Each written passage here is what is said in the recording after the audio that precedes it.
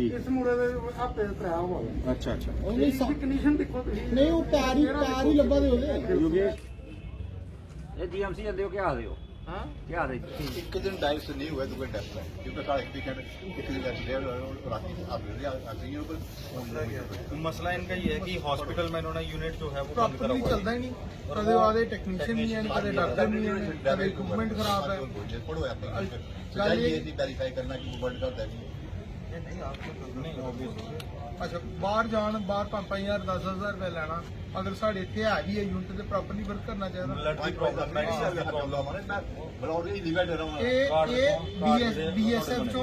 Ex serviceman है और encounter च केना उत्थे केना इंजर्ड होए ये कार्ड भी यूज करते ਇਹਦੇ ਪਰ ਸਿਰਫ ਇਹਨਾਂ ਡਾਇਲਿਸਿਸ ਹੀ ਕਰਦੇ ਮੈਡੀਸਿਨ ਜਿਹੜੀ ਉਹ 12 ਲੈਂਦੇ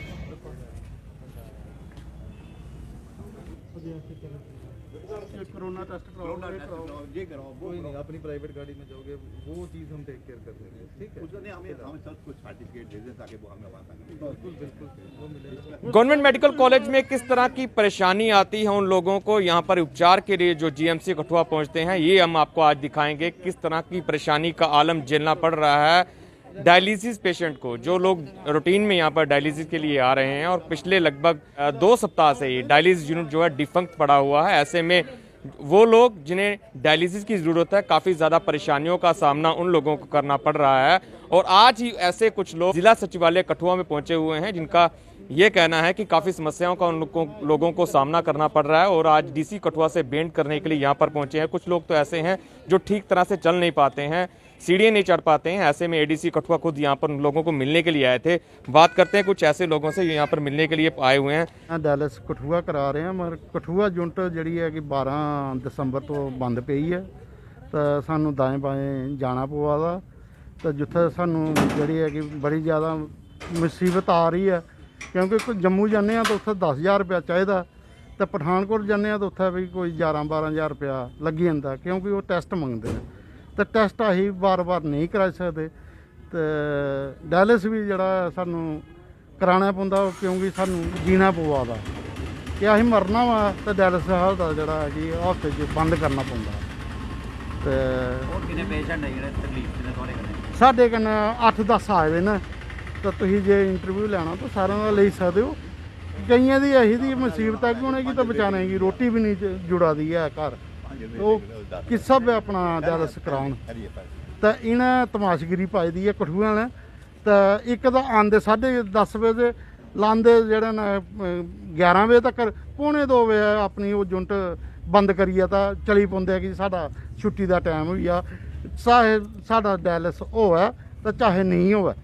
ਇਹਨੇ ਕਰਨਾ 1:45 ਵਜੇ ਤੱਕ 1:45 ਵਜੇ ਲੱਗੀ ਪਾਉਂਦੇ ਸਰਿੰਜਾਂ ਲਾਉਣ ਤਾਂ ਬੰਦ ਕਰਨ ਤਾਂ ਜਿਹੜਾ ਡਾਇਲਿਸ ਸਹੀ ਆ ਉਹ 4 ਘੰਟੇ ਦਾ ਹੁੰਦਾ ਇੱਕ ਦਿਨ ਟਾਈਮ ਤੇ ਨਹੀਂ ਆਣਾ ਤਾਂ ਦੂਆ ਜਿਹੜਾ ਇਹਨਾਂ ਮਸ਼ੀਨਾਂ ਜਿਹੜੀਆਂ ਨੇ ਆਪਣਾ ਕੀ ਬੋਲਦੇ ਨੇ ਉਹਨੇ ਆਰਓ ਪਲਾਨ ਜਿਹੜਾ ਹੈ ਆਰਓ ਯੂਪੀਐਸ ਇਹ ਜਿਹੜਾ ਹੈ ਕਿ ਅਲੱਗ-ਅਲੱਗ ਮਸ਼ੀਨਾਂ ਕਨਾ ਜੁੜੇ ਦਾ ਹੁੰਦਾ ਇਹਨੇ ਇੱਕੇ ਵੀ ਮਸ਼ੀਨ ਕਨਾ ਉਹ ਸਾਰਾ ਕਨੈਕਟ ਕੀਤਾ ਦਾ ਤਾਈਆਂ ਇਹਨੇ ਕਿ ਬਾਰ-ਬਾਰ ਜਿਹੜੀ ਹੈ ਮਸ਼ੀਨਾਂ 'ਚ ਗੜਬੜੀ ਆਵਾਦੀ ਹੈ सरकार ਜਿਹੜੀ ਸਰਕਾਰ ਆਖਦੀ ਹੈ ਹਾਂਜੀ ਲੋਕਾਂ ਦਾ ਧਿਆਨ ਰੱਖਾ ਕਰਦੇ ਹੋ ਸੁਵਿਧਾ ਦਿਆ ਕਰਦੇ ਹੋ ਕੀ ਆਖਣਾ ਚਾਹੁੰਦੇ ਹੋ ਗਵਰਨਰ ਸਾਹਿਬ ਕੀ ਆਹੀ ਇਹ ਆਖਣਾ ਚਾਹੁੰਦੇ ਆ ਕਿ ਸਾਡਾ ਡਾਇਲਿਸ ਤਾਂ ਫ੍ਰੀ ਆ ਮਗਰ ਦਵਾਈ ਜਿਹੜੀ ਆ ਮਹੀਨੇ ਦੀ 20,000 ਰੁਪਏ ਦੀ ਆਉਂਦੀ ਆ ਉਹ ਆਹੀ ਕਿੱਥੋਂ ਲੈ ਕੇ ਇੱਥੇ ਦੇ ਇੱਕ ਡਾਕਟਰ ਵੀ ਨਹੀਂ ਆ ਕਿ ਜਿਹਦੇ ਕੋਲ ਅਸੀਂ ਸ਼ੇਅਰ ਕਰਚੇ ਕਿ ਸਾਡੀ ਜਿਹੜੀ ਦਵਾਈ ਆ ਉਹ ਸਾਨੂੰ ਉੱਥੋਂ ਦਾ ਹਸਪਤਾਲੋਂ ਮਿਲਣੀ ਚਾਹੀਦੀ ਹੈ ਮਗਰ ਉਹ ਡਾਕਟਰ ਨਾ ਹੋਣੇ ਦੇ ਕਾਰਨ ਸਾਨੂੰ ਦਵਾਈ ਵੀ ਨਹੀਂ ਮਿਲਦੀ ਹੈ ਉਹ ਸਾਨੂੰ अपना दाएं बाएं तो जी है 20,000 रुपए की दवाई महीने की खरीदना पवा दी प्राइवेट या जम्मू किन्ने सानू इन्ना दरबदार होंदा पौंदा कि अगर इत्थे यूनिट खराब हो जाती है तो उनके पैर दवाने पौंदे फिर भी पैसे साढ़े जो 10,000 रुपया लगी जाता एक डायलिस कराने का तो असीं कित्थों करचे इन्ना पैसा कि सानू सरकार की ये दिखना चाहिए कि जिहड़ा कि साडा मसला हल करे तहसील दी हिली बैठ रहने वाला जोड़ा 150 किलोमीटर है कठुए तो मेरी एज जी है 75 है तो मैं 3-4 साल का डायलिसिस करवा रहा जिस दिन का कठुआ सेंटर खुला मैं कठुआ डायलिसिस करवा रहा लेकिन इतनी इरेशलिटी रही है कि हर दूए या त्रीए दिन डायलिसिस सेंटर कोई ना कोई इरैशनलिटी होंदी और असें रिफ्यूज़ हो जांदा डायलिसिस करना। रिफ्यूज़ देने बाद असें गी दो ही रस्ते हल होंदे ने, इक ते मौत ते दूआ रस्ता होंदा दर बदर कुत्ते आह्ला लेखा भड़कना, जियां इक हल्के दा कुत्ता जेह्ड़ा फिरदा इ'यां फिरने असें, क्योंकि जिस हस्पिटल अस जन्ने ओह् आखदा साढ़े बैड नहीं हैन, ते जे बैड अवेलेबल दसदा हो तो असें 10,000 दे टेस्ट दसदा, 10,000 भी कर्ज चुक्कियै अपना आप बेचियै असीं दिन्ने आं, लेकिन ओह् इन्नी ड्यूरेशन डैमेज होंदे टेस्ट कलैक्ट करने आस्तै कि उस ड्यूरेशन साढ़ी डेथ जेह्ड़ी ऐ पॉसिबल होंदी, कोई 5-7 दिन ओह् टेस्ट फिजिकल टेस्ट न, RFT होंदा, एक LFT होंदा लीवर फंक्शन टेस्ट न, kidney function test, CBC, hepatitis test, corona दा टेस्ट, और पता नहीं किन्ने टेस्ट न, जेह्ड़े टेस्ट फाइनल करने आस्तै कंप्लीट करने आस्तै 4-5 दिन दा ड्यूरेशन चाहिदी होंदी। लेकिन साढ़ी अगर इक दिन डायलिसिस नहीं होऐ 3 बारी हफ्ते दा डायलिसिस करना, अगर इक डायलिसिस मेरा डिले होई जा तो ओह् दूआ उस बेड च मेरी डेथ होई जाइयै श्योर है। फिर असें हर जगह फंक्शन पौंदा, जम्मू जन्ने असीं अल्टरनेटिव डायलिसिस लैने आस्तै तो उत्थों रिफ्यूज़ल हो जांदा ते फ्ही असें पठानकोट दौड़ना पौंदा, अगर पठानकोट रिफ्यूज़ल हो जांदा असें जलंधर दौड़ना पौंदा। फिर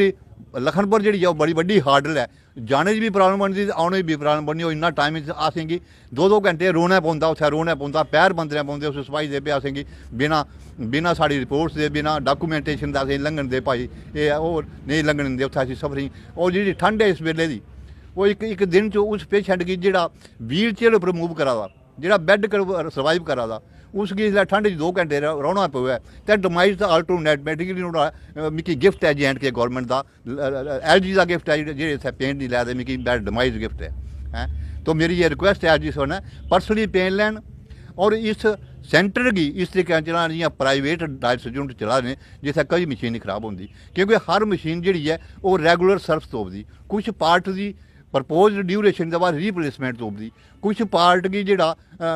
क्लीन करना तुपदी। तो इस सेंटर में ना मैं कोई क्लीनर दिक्खेआ, ना कोई रिप्लेसमेंटर दिक्खेआ, इत्थै ना उस मरीज दा कोई रिस्पांसिबल दिक्खेआ मैं यूनिट बिच, ना उत्थै डॉक्टर है। डायलिसिस सेंटर च एक अनट्रेंड जेह्ड़े टेक्नीशियन डायलिसिस टेक्नीशियन अनट्रेंड उस कम्म कर रहे हैं, दे डोंट नो, ओह् भी नहीं जानते कि प्रिक कि'यां करना, प्रॉपर सूई कि'यां लानी है। केईं बारी मिगी सूई ले करने कन्नै इतनी इरैशनलिटी पैदा होई कि मिगी 20 लाख 1.5 लाख रुपया खर्चियै अपनी बॉडी गी रेगुलाइज करने आस्तै पेदा, मेरी पूरी स्किन जेह्ड़ी है ओह् डैमेज करी दी है मिस प्रिकिंग करना है। तो मैं रिक्वेस्ट करना कि उत्थै डॉक्टर दित्ता जा और दूआ उत्थै क्लीनिंग दा जेह्ड़ा ऑपरेटर है मशीन गी ऑपरेटर करना प्रॉपर स्टाफ मैनेज किया जा है, तो ताकि ये 30-35 पेशेंट न जिंदे बिच मैक्सिमम पेशेंट अस न जे कांट मतलब अपनी आवाज़ भी बाहर नहीं कड्ढी सकदे, ऐसे पेशेंट न, ऐसे पेशेंट न जेह्ड़े आवाज़ नहीं बाहर कड्ढी सकदे। तो मैं गौरमेंट अग्गें तो अपनी पूरी एडमिनिस्ट्रेशन अग्गें रिक्वेस्ट, पर्टिकुलर DC साहब अग्गें रिक्वेस्ट करना कोई इंपावर्ड अथॉरिटी मिगी दसो जेह्दे कश जच है। मैं शासनगर कठुआ दा आया सी, 27 है मेरी एज जी, मैनू 7-8 साल हो गए डायलिसिस करवांदे और पहले मैं सुपर च करवांदा रहा सी, हुण मैं जो 28 साल बनिया सी ते मैं इत्थे डायलिसिस करवा रहा सी, अदू दा कोई 10 बार डायलिसिस सेंटर खराब हो चुके हैं तो मैनू बड़ी परेशानी, क्योंकि पहले बड़ी मुश्किल होंदी है, क्योंकि मैनू ना ड्राइविंग भी नहीं आती, बड़ी मुश्किल है। पहले मैनू मेरे डैडी रिटायर सी, उनकी भी लत्त खराब है तो बड़ी मुश्किल नाल मैं ले जाते सी स्कूटी पर, मगर हूँ वो भी खुद CID पेशेंट बन गया, वो चल नहीं पा रहे हैं खुद। तो अभी मुझे कभी इनसे मिन्नत करनी पड़ती है, कभी ऑटो में बैठ के चला जाता हूँ मैं। अब जब यहाँ से खराब मुझे बाहर जाने में बड़ी मुश्किल है,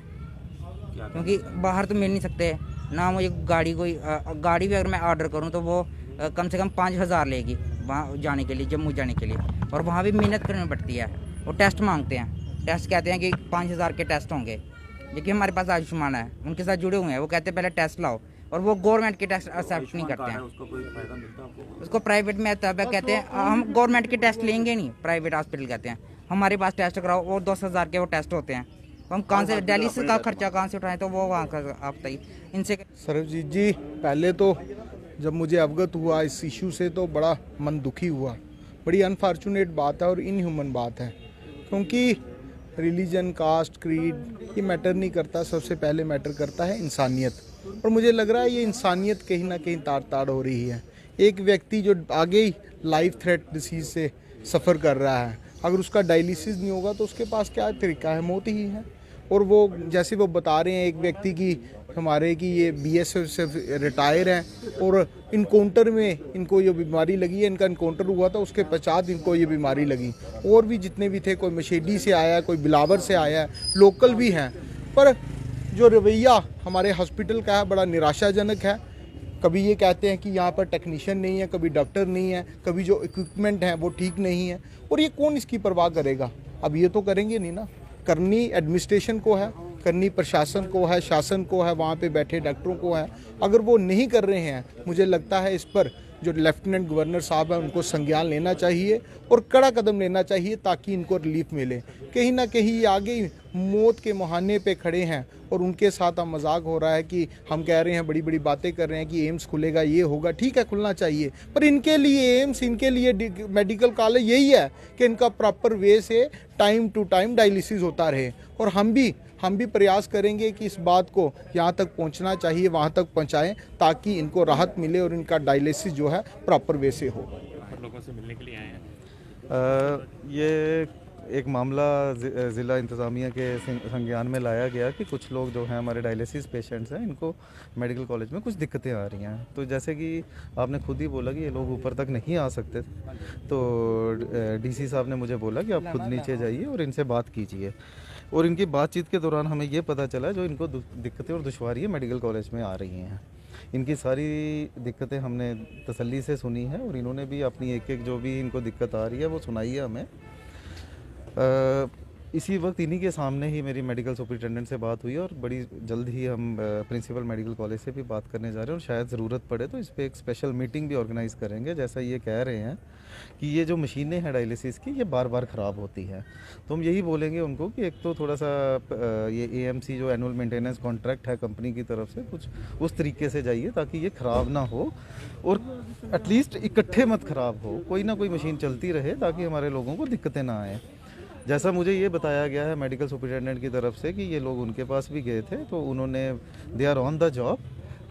उनकी जो बैटरीज़ इसकी ख़राब हो चुकी थी वो बैटरीज़ आ चुकी हैं, लेकिन वो इंस्टॉलेशन जो है वो कंपनी के स्पेसिफाइड इंजीनियर्स ही करते हैं। तो इंजीनियर्स लुधियाना से उनको भी कॉल कर लिया गया है, वो आ रहे हैं। तो उसके बाद जब बैटरीज इंस्टॉल हो जाएंगी उसके बाद ये सीट्स का कुछ इंस्टॉलाइजेशन का इशू रहता है, तो ये बड़ी सून ये सिस्टम सारा रिस्टोर हो जाएगा। दूसरा ये इन्होंने एक दिक्कतें पेश की कि ये चीज़ें बार बार ख़राब होती हैं। सिंस ये एक